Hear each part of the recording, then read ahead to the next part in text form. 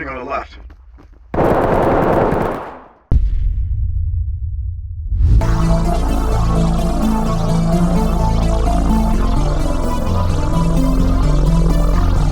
I've been in the tactical shooter genre for quite some time. Back in the day, I spent quite a few hours playing games from the Arma franchise, and even though I haven't played anything like this for quite a while, I still kept up with things like Tarkov, Squad and stuff like that. But it wasn't until these last few weeks, when Whether or Not 1.0 finally dropped, that I'd once again get back into this type of game. The single player AI seemed interesting, and the shooting mechanics were also pretty promising, so I decided to give it a try. And now, after almost 40 hours, I can safely say that this game is simply incredible. And my favorite part might honestly not be what you were expecting, because at least for me, it came completely out of nowhere and was a really welcome surprise. Which is the entire reason that I'm making this video. But before that, I still want to talk about how it all works and just show you some of the impressive aspects of this game. So hopefully you stay with me while we go through this incredible experience and really understand the simple question that is, why Whether or Not is incredible.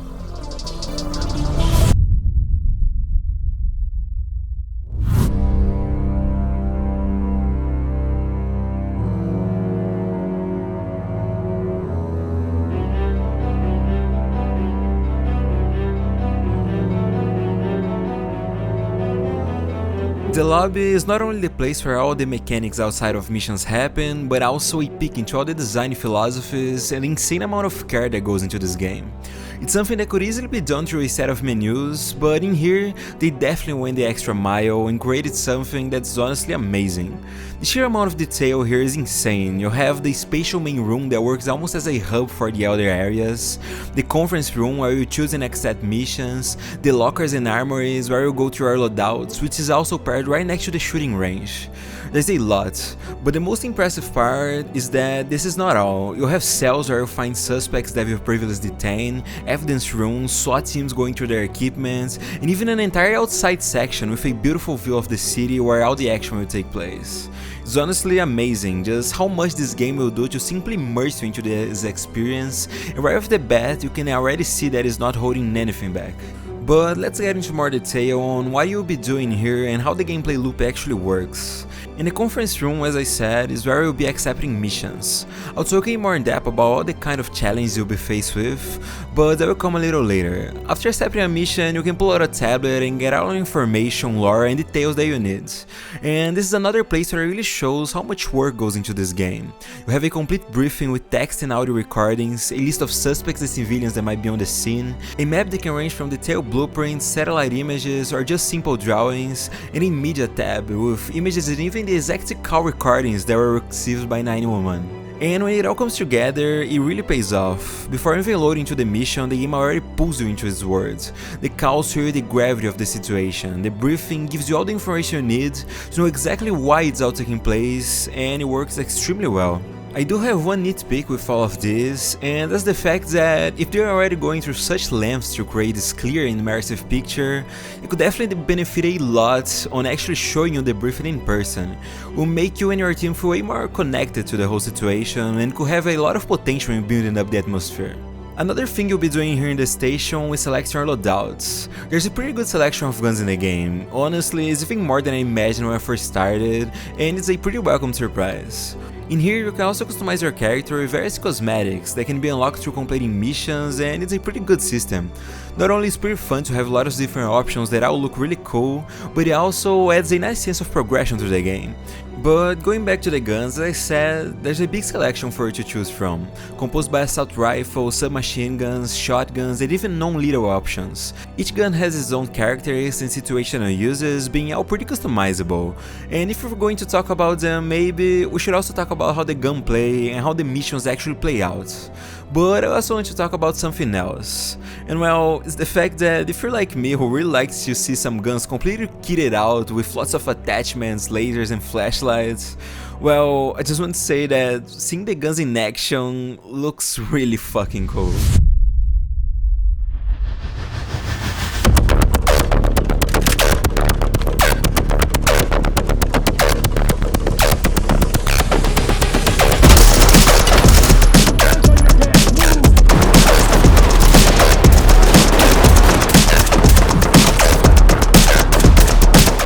The gunplay in this game looks amazing and feels extremely good. It has weight and you just have enough control as you'd expect. Firefights can be tense and end in a matter of seconds, which is always making so you not only think before you act, but is also always ready for unexpected situations. One thing that makes it feel so impactful is just how fast the time to kill can be. You can down a suspect in just 1 or 2 shots with an AR, and that's not only true for you, but for the people you'll be fighting as well. All guns can have a pretty distinct feel to them. Assault rifle still heavy and deadly with its high caliber rounds, while SMGs makes for a better movement and their speed definitely makes up for the lack of damage. You also have shotguns which can feel extremely powerful, even at a distance. Just one pull of the trigger can completely annihilate our target. The game also presents this really well. Enemy drops in a realistic manner, blood splatter and run down the walls, suppression makes you feel the weight of every bullet, and the sound design can wrap everything up, where even the silenced guns pack an incredible amount of power. I generally really like how everything feels. The missions where all the action takes place are also extremely well done. We'll talk about them in more detail later, but they're honestly pretty varied. You go from simply responding to a convenience store robbery to fighting against well-equipped suspects in data centers, mansions, and even dealing with disabling bombs, which turns the mission into a race against time. In here we also have one of the main parts of the game, which are your AI teammates. You go into the mission as a squad of 5 and can firmly call out orders to everyone in our team. And after the 1.0 update, they all feel really good to control. They'll move through the map in formations, all keeping guard on the rear and to the sides. They can also stack up on doors, which looks extremely cool, and clear rooms in a pretty tactical manner. Splitting up to cover ground in fast, snappy ways while escalating through the comms and reporting the situation. In here you're presented with various options on how to do things. In this game there's a lot of gadgets that make so you can tackle situations however you like. You can order them to flash a room before entering, throwing a stinger to stun suspects. If a door is locked, they can ram it or blow with a shotgun. There's a lot to do here. And just seeing your squad moving in precise formations looks really cool, and it makes you feel the fantasy of actually making part of a specialized SWAT team. And you definitely need to use your teammates at every chance you have, because let me tell you, this game is hard. Enemies can roll the map and appear where you're least expecting, and as I said, the time to kill here is pretty quick. If you're on the wrong place or fail to adapt to a situation, you'll be taken down fast. Sometimes you can be at the tail end of a mission just to in a matter of seconds, everything's turned down on its head. And those moments where our squad mates have been taken down and you're now completely alone can be extremely tense. Going.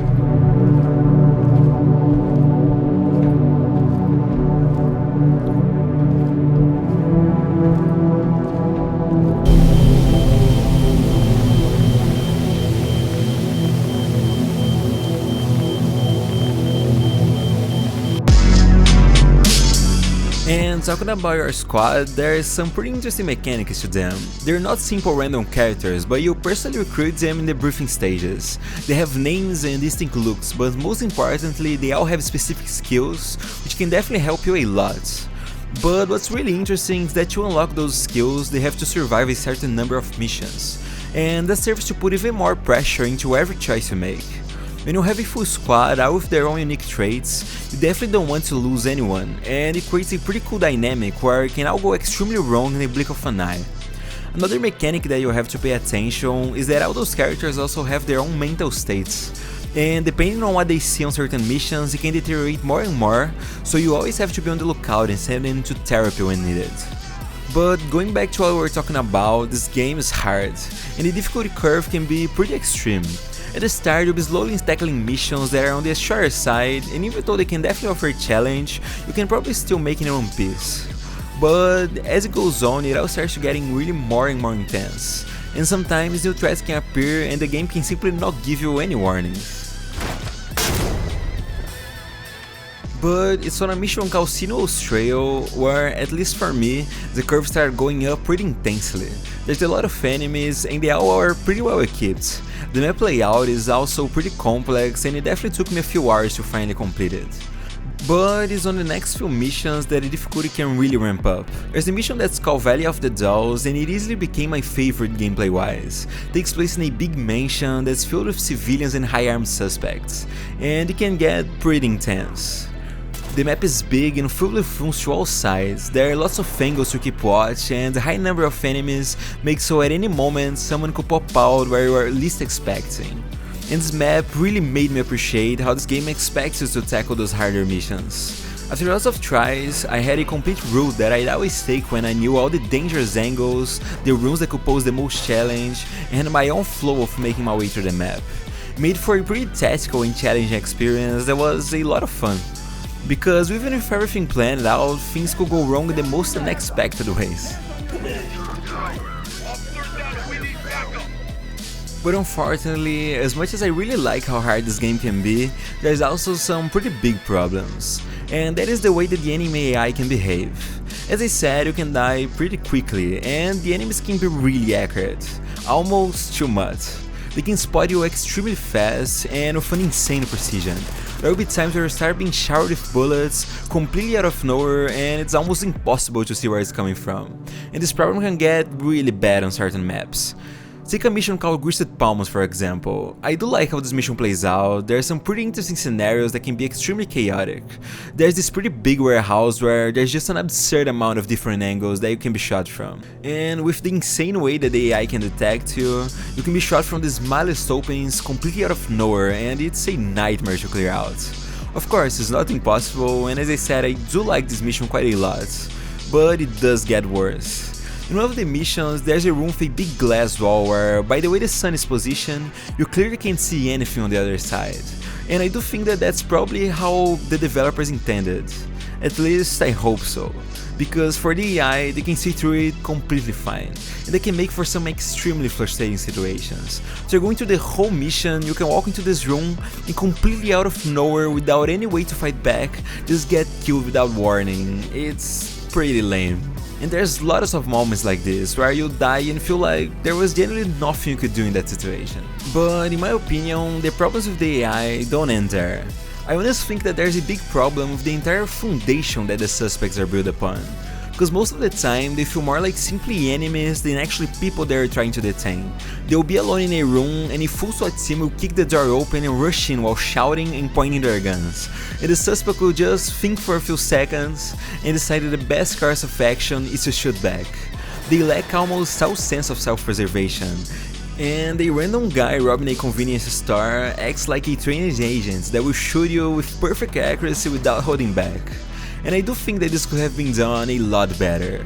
Of course, there are certain missions in which it would make complete sense that the suspects would be trained and probably not hesitate to shoot back. But those missions lose all their weight when almost every encounter plays out in the exact same way. And the game has a lot of systems that could support a less aggressive behavior from the enemies. Sometimes they can drop their main weapon, fake their surrenders, and out of nowhere just pull out a pistol and start shooting. And that's honestly pretty cool. But with how rarely they actually surrender and how aggressive they always are, it becomes pretty predictable. I genuinely believe that a change of behavior will go a long way into not only making the gameplay way more varied, but also to really sell the fantasy that you're not simply going on a mission to kill everyone, but that you're a part of a SWAT team that's trying to make an arrest and get the situation under control.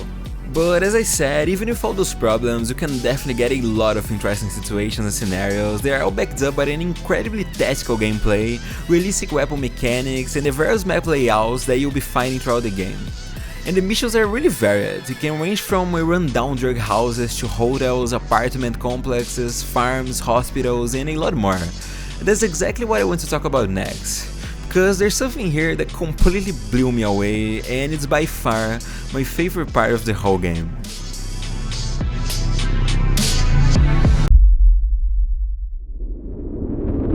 911, this call is being recorded. What's your emergency? I need the police. You need to send the police right away. Help us. Oh God, they're going to kill us. Ma'am, what's happening, ma'am? Can you tell me where you are? 911, this call is being recorded. What is your emergency? Yes, I'm at the We need the police at the Coastal Grove Medical Center. Can I take your name, please, ma'am? Kelly Stanton. The atmosphere in this game is generally one of the best ones I've ever seen, and it's not only one aspect that makes it so special, but it's when various things all come together to create a place that will completely immerse you at every chance. One of the things that contribute a lot to this is the world itself. In this game, missions take place always in interesting and pretty varied places. You go from a port covered by the night in the middle of a heavy rainstorm, to the narrow corridors of a hospital where dangers completely surround you at every step, and the attention to detail is insane. You can find yourself in a cabin secluded in the woods, filled with rainbows of an obsessive mind, or in narrow corridors of an apartment building where civilians tremble in fear. It's amazing, and I find myself always extremely excited just to see where this game will be taking me next. But there's another really important thing that helps immensely in painting this incredible immersive picture, and that is the stories that all give purpose to each mission. Take for example a mission called Ends of the Earth. In here, the life of a completely normal family turned upon its head after the mother started suffering of cancer, and in response to the extremely heavy medical debt, their son started to modify and sell firearms in a desperate attempt to make money. The story by itself is already a pretty interesting and tragic situation, but what really makes it so incredible is how the game portrays this mission. After reading the entire briefing, I was completely surprised when I finally got into the mission, and this is what I saw.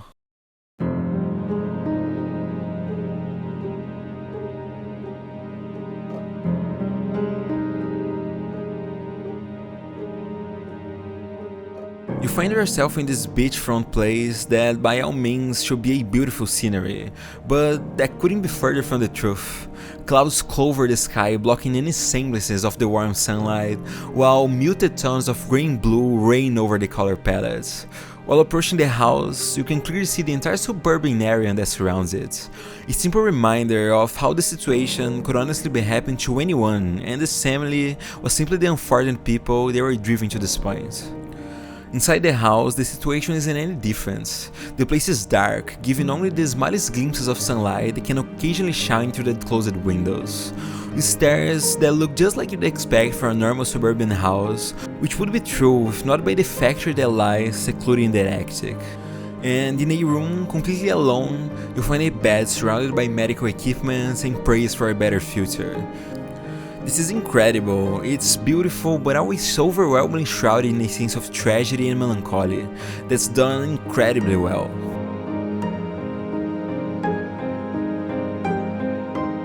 Another mission which I have already touched upon is the one called Valley of the Dolls, which is a mansion set in one of the wealthiest parts of the city, owned by a man who's profiting from an illegal underage pornography ring. The mansion is big and filled with sexual-related imagery, and all the while people gather for an unassuming birthday party. But underneath this facade, there's a horrible reality, and the way this game presents you this, with the ambience and the subtle soundtrack, is amazing.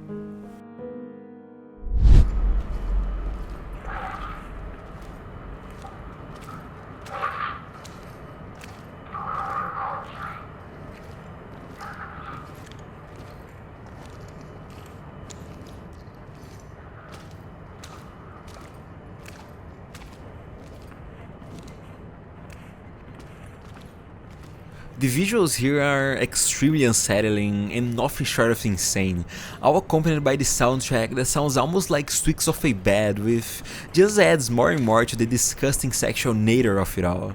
It's incredible. One of the most insane examples of how this game uses its soundtrack is in a mission called Sins of the Father. A terrorist group has taken a centaur hostage in a luxury hotel.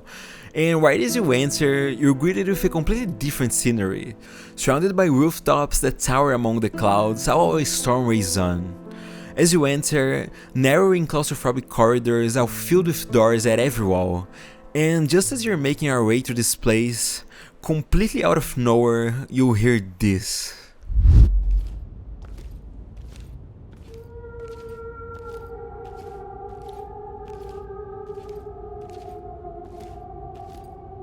It's extremely eerie, and it sets the tone that forcibly takes you and immerses you in this incredible sense of tension.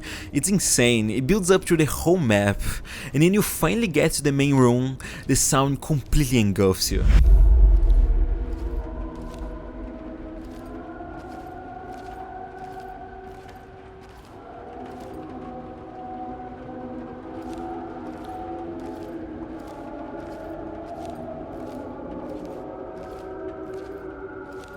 And lastly, but definitely not least, there's a mission where all of these come together to give you one of the most immersive moments I've ever seen in any game. The mission is called Carriers of the Vine. It takes place in a rural home where a cult resides. A yellowish color palette paints the map as a group of houses stand in the middle of nowhere. The interiors are rustic and cold, bundles of information sit behind doors, all the while vines and flower beds bloom in the outside surrounding the main courtyard. The map looks amazing and it's extremely detailed. At some point, you'll find a small opening heading straight into the forest off to the side, and I hadn't cleared Ciz's path when looking through the briefing, so I didn't really know what to expect. But as you make your way to the trees surrounded by the cultist symbols flowing in the wind, you're greeted with a rundown church, accompanied by a knocking sound and delirious rambles of the cultists. The atmosphere here is surreal. It comes completely out of nowhere and forces all the tension to completely build up. And as you finally make your way to the church, you're met with one of the coolest imagery that I've honestly ever seen.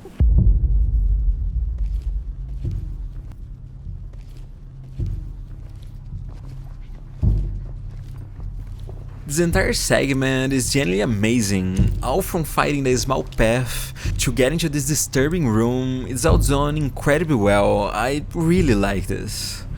And this is one of the things that by far surprised me the most in the whole game. Every mission feels unique and has a story to tell, and the way they go about making you feel those tales is always extremely creative and well done. They manage to pull into this world in amazing ways.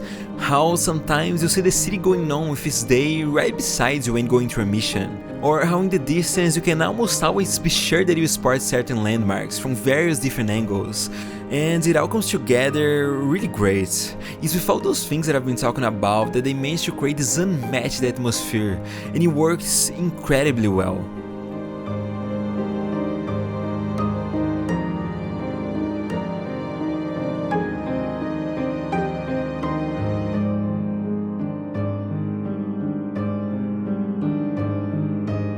I genuinely like this game a lot. There is a lot more that I could talk about, but you can clearly see that this is something that's built with a lot of care and a really clear vision in mind. There's lots of content and it's definitely something special with lots of great concepts that I really wasn't expecting. But I do think that maybe with the state of the game right now, it might have been a little early to get out of early access. There's the AI, which definitely still needs some works on both sides, some weird inconsistencies between some maps, and a few performance problems. But I believe that if this game continues to receive support, it could really turn into something that's even more special than what we already have.